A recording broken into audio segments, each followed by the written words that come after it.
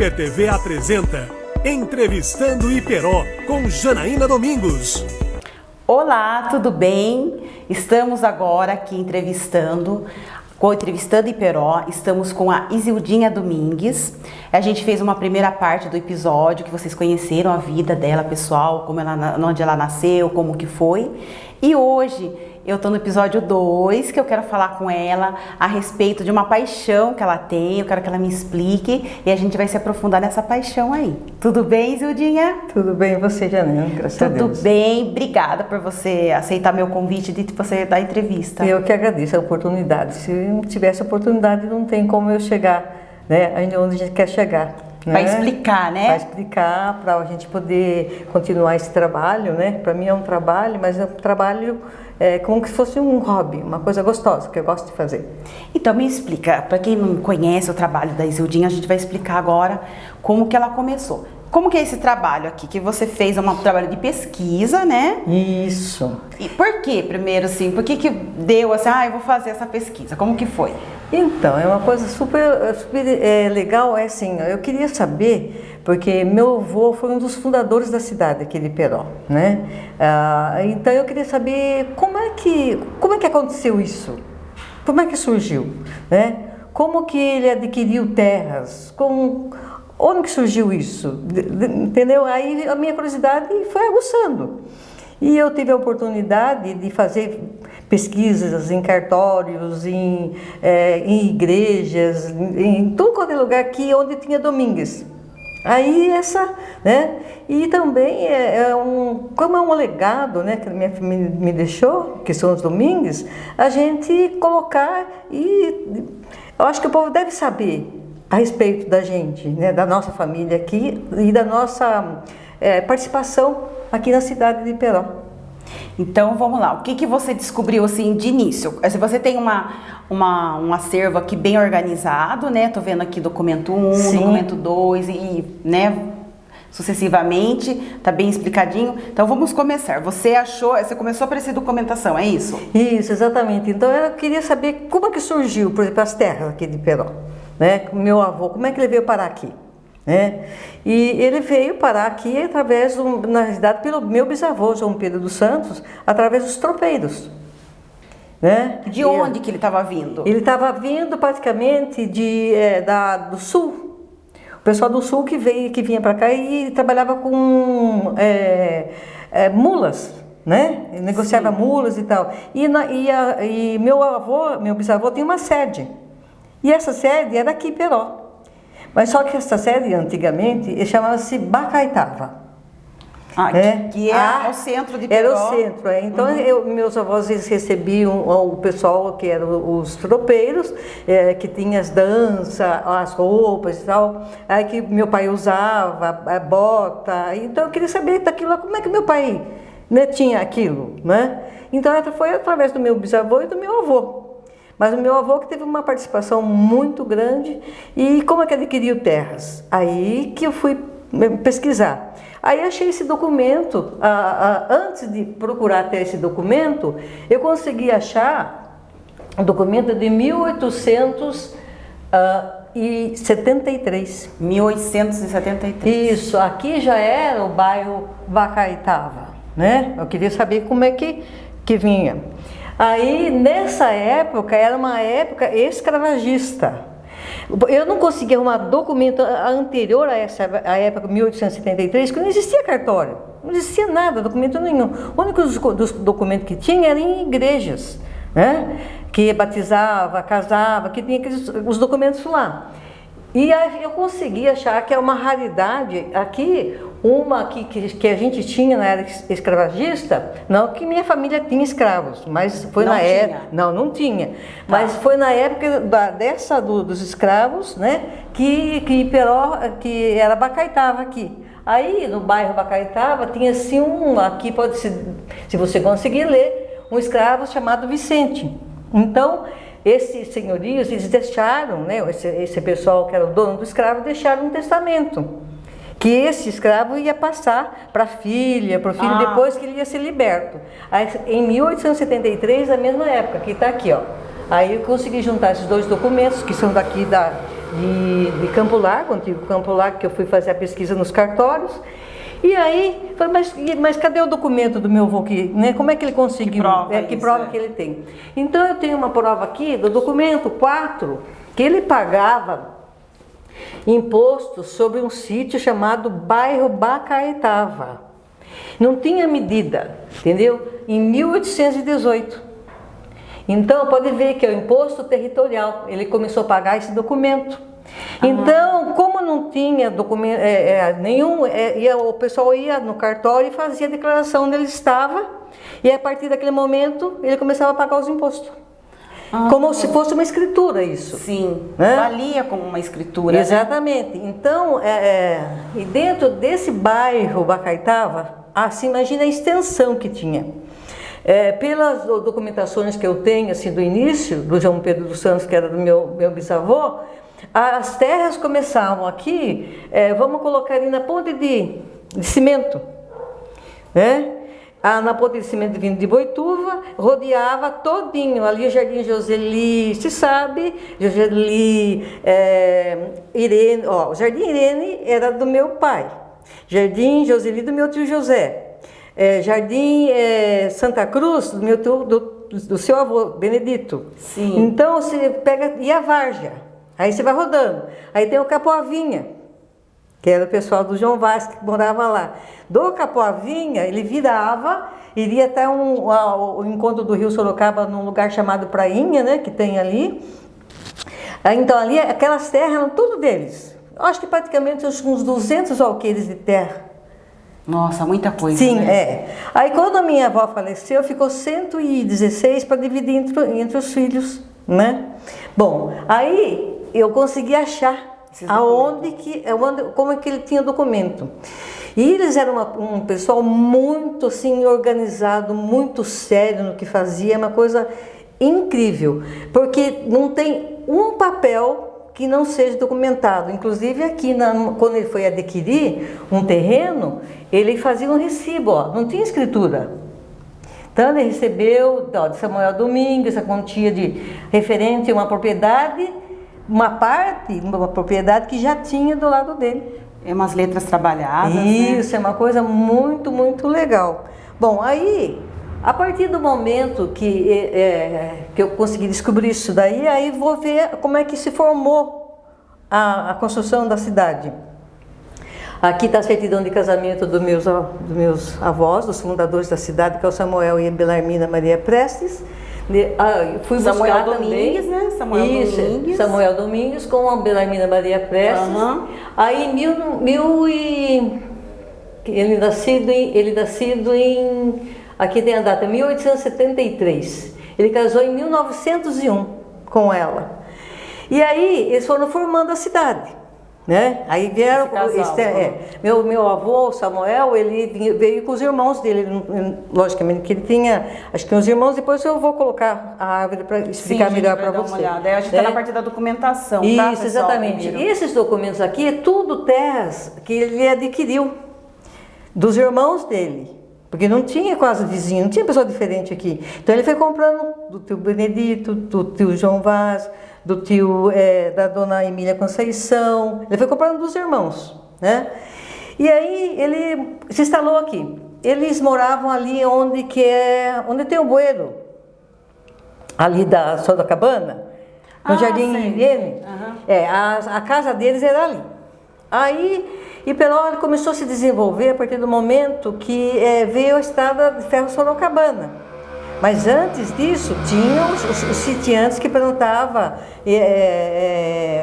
que eles trabalhavam com as mulas, que levavam para Sorocaba para fazer negociação, e eles continuavam nesse plano aí. Aí veio, nesse intervalo, veio Sorocabana. O que aconteceu? Eles começaram a plantar eucalipto, onde é a Bela Vista. Tá. Bela Vista também pertencia à família. Para baixo do cemitério, né? Isso, onde é o cemitério também pertencia à família. Tem a documentação que engloba tudo isso daí. E aí começaram a fornecer lenha porque antes era Maria Fumaça, né? Esse aí começaram a produzir lenha. Aí tinha, toda a família trabalhou com a lenha. Aí tinha as carroças, começaram as carroças, até carroça com carreta de boi, né? E buscar dentro cortar os eucaliptos, colocar e levar nas gôndolas. E levar aqui na antiga estação. Né? Que era, o pessoal ainda falava que era Santo Antônio primeiro, né? E depois que foi passando para Esplanada. Por que Esplanada? Porque no tempo do Sorocabana o pessoal veio e fez uma esplanada mesmo, fizeram terraplanagem. Aí o pessoal começou a chamar, onde você vai? Morava no Cifá, vou na Esplanada, onde está, né, as terras. Aí vou começar a contar para você como é que foi feito até chegar o nome da cidade de Iperó, porque primeiramente era Bacaitava. Toda a documentação leva para Bacaitava. Bom, nesse seguinte, meu avô, ele se instalou aqui. E ele agia como se fosse um comissário. Então tudo que vinha para Iperó passava na mão dele. E aí ele trabalhava junto com, fazia as comunicações, como se fosse um prefeito também, com o pessoal, prefeito de Campo Largo, agora Araçoiaba da Serra, né? Que antigamente era Campo Largo, não era Araçoiaba. E aí eles comunicaram. Primeiro foi a construção de uma igreja. Meu avô, ele tinha a igrejinha que é da nossa, ali Santa Rita, e tinha a escola ali também, eram duas coisas. Então ele trabalhava, porque ali tinha um pedaço de terra que era da Rita Mota. Então ele trabalhava junto com ela e o açougue, o primeiro açougue dele era ali, onde era a Rita Mota, perto da banda, ali, esse lado lá. Aí eles fizeram um acordo e a Rita Mota passou uma procuração para ele, para poder administrar as terras dela. Quando o Sorocabana veio, passou pelas terras dela, meu avô teve a procuração. E ele recebeu uma autorização do padre de Boituva para a construção da nova capela de Santo Antônio. Tá vendo aqui? Sim. É uma autorização que ela deu para ele para angariar fundos para a construção de uma nova igreja, né? Aquela lá era muito pequenininha. Daí o que aconteceu? Meu avô, além de ele ajudar a construção, logicamente que ele movimentou todo o povo que morava aqui para ajudar a construir, mas ele doou uma parte da igreja para a construção também. Entendeu? Ele doou o terreno. Ele doou o terreno, Doou o terreno e mais a mão de obra, que ele fazia de tudo, né? Continuando um pouquinho aqui, tem-se a documentação da procuração da Rita Mota, passando para o meu avô. E como eu falei da igreja, ele fez a doação. E também ele tinha uma escola lá, junto com o pessoal de Santa Rita, chamada Judiacanga. Essa escola se tornou pequena. Aí com a vinda da Sorocabana, essa escola foi parar no pernoite.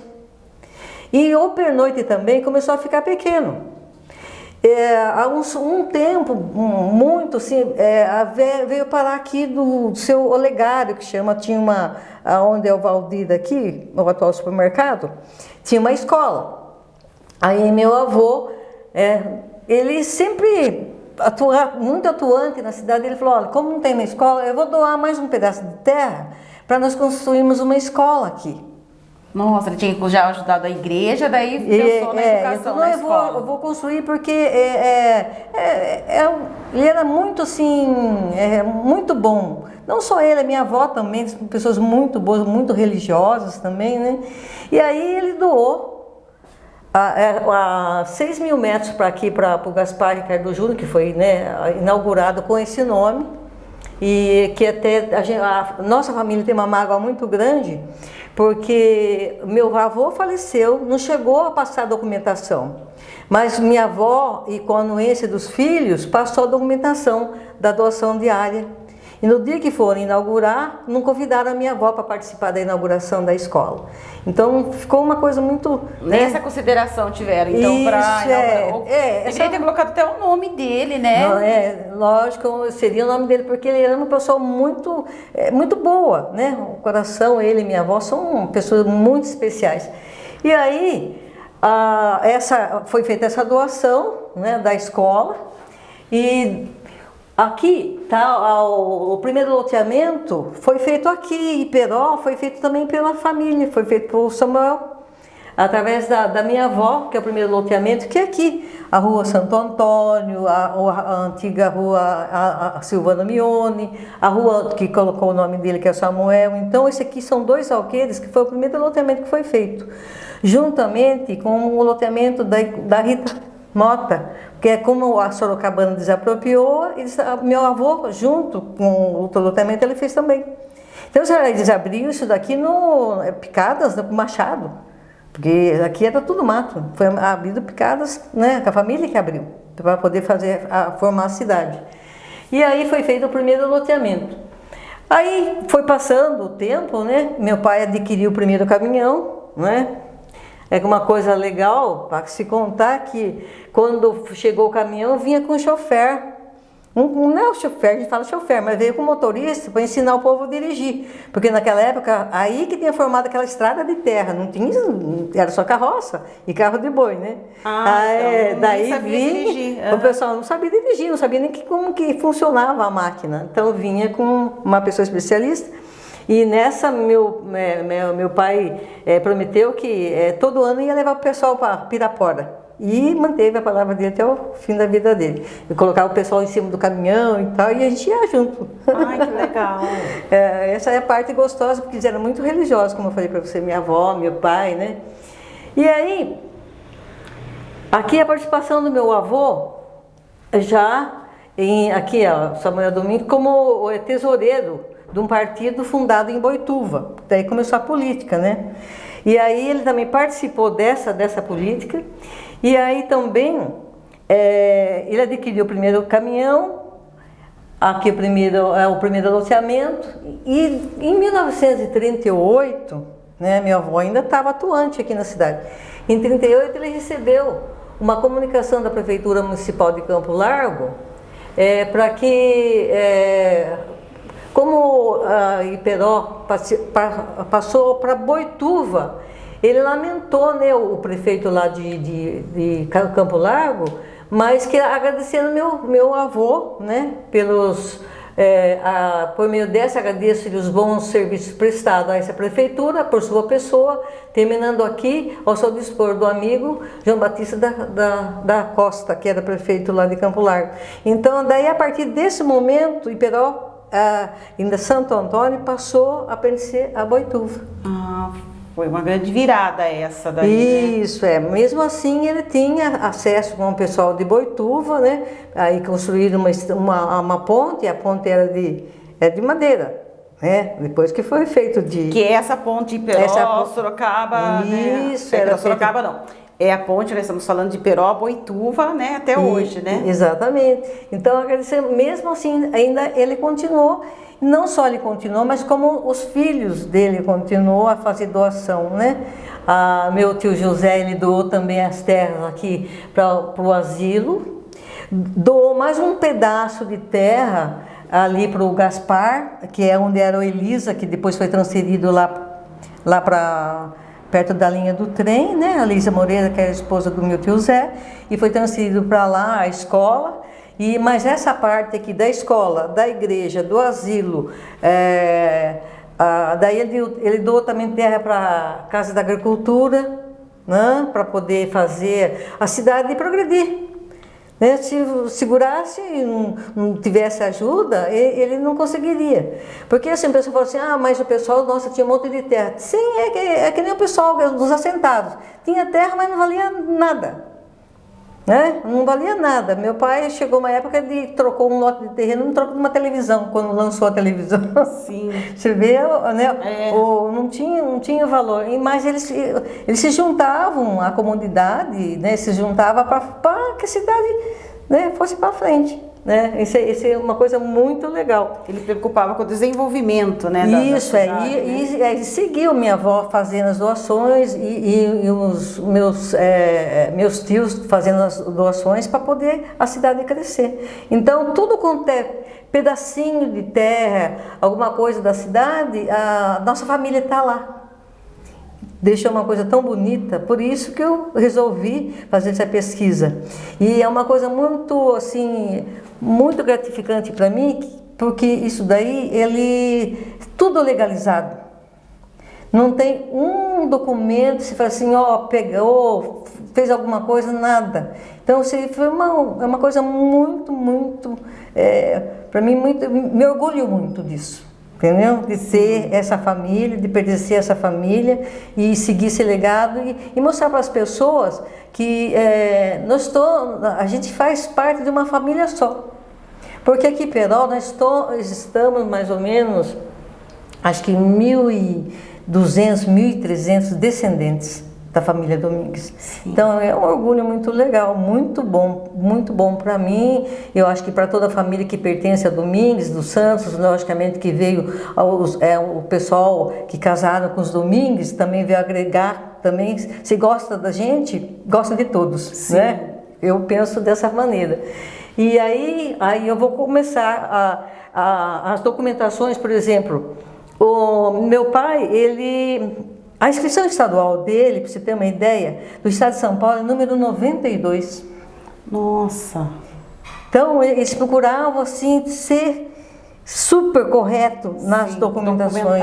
Documentado, não tem que falar assim, eu vou falar e mostro onde está, ou o que aconteceu, entendeu? Então, pessoal, esse foi o episódio 2, que Isildinha, ela explanou toda a documentação.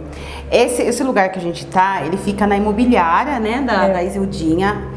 A pessoa que se quiser entrar, como é que tem horário, pode vir aqui conhecer? Pode, ou a gente dá portas abertas, né? Até tem um livro ali para o pessoal assinar, a gente agradece, né, se o pessoal que tiver interesse em ler, ou tiver também algum documento que às vezes eu também não tenha, mais antigos, isso é legal, né? A pessoa pode trazer, pode trazer para me juntar, vai ficar mais rico esse informativo, né? Então, porque vai ser bom para a cidade, porque a cidade sem história não tem memória, né?